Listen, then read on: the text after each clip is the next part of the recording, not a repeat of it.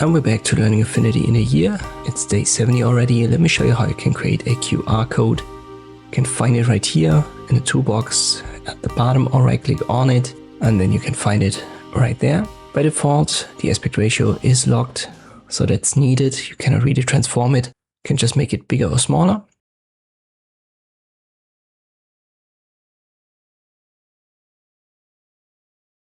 And when you left click right there at data, you can change the value of it. So whatever you put in, the QR code is generated here in real time. You can pick a different type. So for example, put text there, phone number, email, whatever you want. But usually it's used for URLs.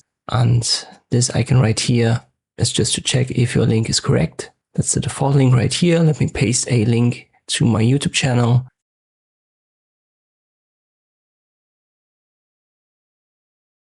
I check it again. And there you go. It works. Let us keep it. I confirm we are okay.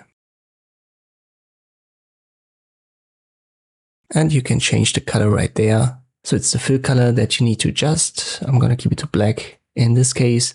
And when you've got what you want, just export it at the top right and you're good to go. This is how you can create a QR code in Affinity. I hope this video was helpful. Thank you for watching and I'll see you next time.